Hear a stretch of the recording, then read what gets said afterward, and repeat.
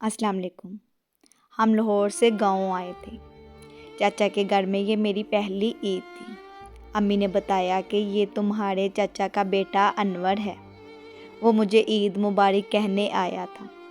میں اسے دیکھ کر حیران رہ گئی، اتنا خوبصورت تھا وہ، وہی ایک کیا، یہاں تو سبھی لوگ بہت خوبصورت تھے، گورے چٹے اونچے لمبے۔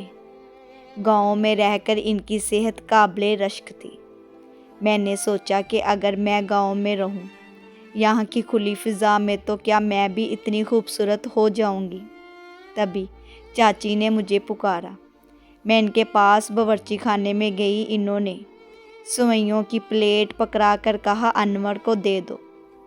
میں سوئیوں کی پلیٹ لے کر گئی تو اس نے مجھے اپنے پاس بٹھا لیا، کہا کہ تم بھی میرے ساتھ کھاؤ۔ اس نے پلیٹ میری طرف پھیر دی۔ پلیٹ میں ایک ہی چمچ تھا۔ میں نے سوالیہ نظروں سے چمچے کی طرف دیکھا تو وہ ہنس دیا۔ مجھ کو اس کی ہنسی بہت اچھی لگی۔ یہ ایک خوش مزاج لڑکا تھا، پڑھنے کے لیے لاہور آنا چاہتا تھا۔ تبھی چاچا نے ہمارے گھر کے نزدیک ایک مکان کرائے پر لے لیا۔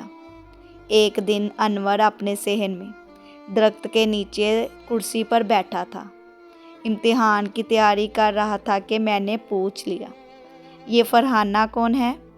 اس کا نام آپ کی کاپی پر لکھا ہے۔ اس نے کہا کہ جس کے پاس مرہم نہ ہو اس کو زخم دکھانا بیوقوفی ہے۔ واقعی مرہم میرے پاس نہیں ہے۔ میں نے اس کو جواب دیا، وہ تو اسی کے پاس ہوگا جس نے زخم لگایا ہوگا۔ اس دن کے بعد وہ بہت سنجیدہ ہو گیا۔ مجھے بھی دوسروں کی زبانی پتہ چل گیا کہ فرحانہ اس کی پہلی محبت تھی، جس کو اس نے برے کردار کی وجہ سے اپنی زندگی سے نکال دیا تھا۔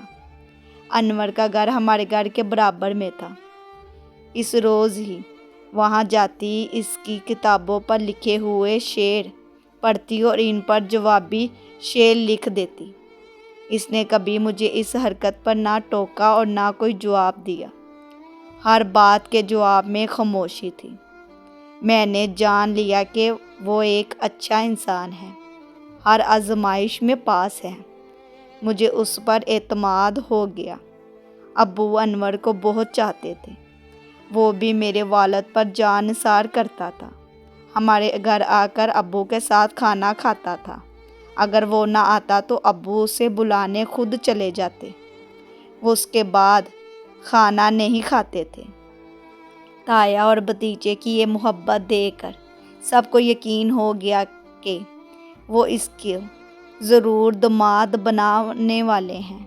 امتحان سے فارغ ہوتے ہی انور کو ابو نے کہا کہ اب تم سروس کر لو۔ تب اس نے ملازمت شروع کر دی اور ڈیوٹی پر جانے لگا۔ جیسا میرے والد کہتے ویسا ہی وہ کرتا۔ دن میں کام پر چلا جاتا اور رات کو ہمارے گھر آ جاتا۔ جب کوئی قریبی رشتہ دار لڑکا گھر والوں کے قریب اتنی قربت ہو تو دیکھنے والوں کو یقین ہو جاتا ہے کہ اس قربت میں مزید کوئی رشتہ جڑنے والا ہے۔ مجھے بھی یقین ہو گیا کہ والد میری شادی اس کے ساتھ کرنے والے ہیں۔ اس وجہ سے میرے دل میں اس کے لیے جگہ بن گئی۔ انہی دنوں جب میں انور کے ساتھ مستقبل کے سہانے خواب دیکھ رہی تھی، اچانک ابو کو دل کا دورہ پڑا اور وہ فوت ہو گئے۔ ان کی وفات کا صدمہ مجھ سے برداشت نہ ہو پا رہا تھا۔ میں بیمار پڑ گئی۔ رات کو کافی دیر تک روتی رہتی، یہاں تک کھانا پینا چھوڑ دیا۔ تب انور نے بڑا حوصلہ دیا، میری ہمت بندھائی، آنسوؤں کی وجہ مجھے مسکراہٹ بخشی۔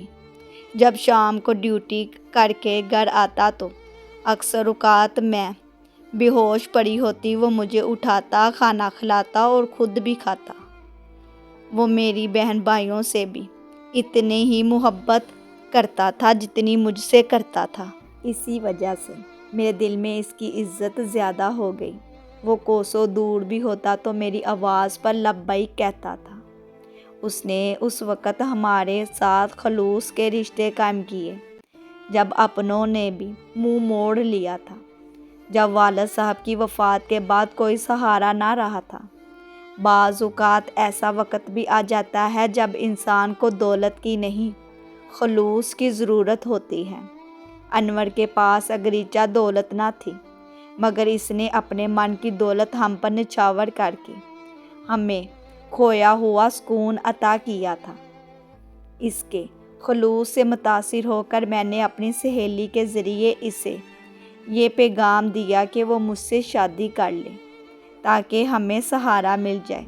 تب دونوں بھائی بھی زیر تعلیم تھے اور ہمارا کوئی سہارا نہ تھا۔ تمہارے رشتے کی بات تمہاری والدہ نے اپنے بھائی کے گھر چلا رکھی ہے، ماں کو ناراض مت کرنا، میں بیوہ تائی کی دل آزاری نہیں چاہتا، اس لیے خاموش ہوں، اس نے جواب دیا تھا۔ اس جواب سے میری دل شکنی ضرور ہوئی، مگر جب ٹھنڈے دل سے غور کیا تو سمجھ گئی کہ وہ میرے لیے نہ صرف ایک اچھا دوست ہے بلکہ اس نے مجھے ماں باپ بھائی بہن جیسی شفقت اور پیار بھی دیا ہے۔ وہ سچے دل سے مجھ سے پیار کرتا تھا، مگر ظاہر مجھ کو پریشان نہیں کرنا چاہتا تھا۔ ماموں کے گھر سے انکار ہو گیا تو امی خاموش ہو کر بیٹھ گئی۔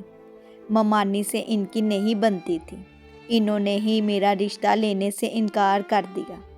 اب حالات صاف تھے، لہٰذا انور نے ہر قدم پر میرا ساتھ دینے کا وعدہ کر لیا۔ اس کے بعد ابو کے گھر والوں کی آنکھیں کھل گئی، وہ گہری نیند سے بیدار ہو گئے۔ برے وقت میں ہمارے سکے چاچا بھی ساتھ چھوڑنے لگے کہ اب جائیداد کی تقسیم کا مسئلہ سامنے آنے والا تھا۔ انہوں نے انور کو ہمارے گھر آنے سے منع کر دیا۔ انور نے ان کی ناراضگی تو کر لی، مگر ہمارے گھر کا راستہ نہ بھولا۔ ہم روزانہ ایک دوسرے سے ملتے، مستقبل بارے باتیں کرتے۔ اب ہم اپنی منزل کو پانے کے لیے تپی دھوپ کے مسافر ہو گئے، منزل کو پانے کی خاطر مختلف راستے تلاش کرتے رہتے۔ میرے گھر میں سب کو پتہ چل گیا کہ ہم دونوں شادی کرنا چاہتے ہیں۔ اماں چونکہ انور کو پسند کرنے لگی تھی، وہ اس کو گھر آنے سے منع نہیں کرتی تھی۔ 3 سال گزر گئے، نئی زندگی کے خواب آنکھوں میں بسا کر کبھی سوتے کبھی جاگتے، پل پل گنتے تھے کہ کب وہ دن آئے گا جب ہم شادی کے پاکیزہ رشتے میں بندھ جائیں گے۔ ایک دن انور نے میری امی سے کچھ باتیں کی۔ امی نے جانے کیا جواب دیا کہ وہ ہمارے گھر سے موڈ آف کر کے چلا گیا۔ میں نے انور سے رابطہ کیا، اس نے بتایا کہ پہلے تو تمہاری امی مجھ سے تمہاری شادی پر راضی ہو گئی تھی کیونکہ ان کے بھائی کے گھر سے انکار ہو گیا تھا۔ اب پھر بھائی نے ان کو منا لیا ہے اور دوبارہ بیٹے کے رشتے کے لیے منت سماجت کی ہے، تو تائی جی کا ارادہ میری طرف سے بدل گیا ہے اور انہوں نے مجھے کہا ہے کہ میں تاج کا رشتہ اسے ہی دوں گی جس کے ساتھ بچپن سے بات طے کر دی تھی، یعنی اپنے بھتیجے اسوند یار سے۔ اسوند تو میری نظر میں پرلے درجے کا نکما تھا، جس کی ذہانت ہی خراب تھی۔ وہ بے حس دل کا مالک تھا، جو بغیرتی کو اپنی عزت سمجھے وہ بیکار انسان ہی ہوتا ہے۔ پہلے خود مجھ سے شادی سے انکار کیا، پھر اقرار کرنے لگا۔ انور میرے بڑے بھائی کے پاس گیا، انہوں نے جواب دیا کہ وہ لوگ ہمارے دشمن بن گئے تھے۔ ہم خود یہ چاہتے ہیں کہ کوئی ایسی بات ہو کہ وہ ہمارے راستے سے آپ ہی ہٹ جائیں۔ خاندانی طور پر ہم ماموں کو نہیں چھوڑ سکتے۔ اب پھر یہ بغیرت بن کر ہمارے در پر آ گئے ہیں۔ امی کو پھر سے شیشے میں اتار لیا ہے اور میں امی سے جھگڑا نہیں کر سکتا۔ اسوند کیونکہ ان کا بھتیجا جو ہوا۔ اب بتائیں میں کیا کروں؟ جب انور نے میرے دوسرے بھائی سے بات کی، اس نے بھی یہی کہا۔ انور بھائی، امی ضدی ہیں، میری نہیں مانیں گی۔ اگر ہم نے رشتے سے انکار کیا تو ساری ننیال برادری ہماری دشمن بن جائے گی، جبکہ ابو کا سایہ ہم کھو چکے ہیں۔ آپ کے والد بھی ہم سے کنارہ کش ہیں۔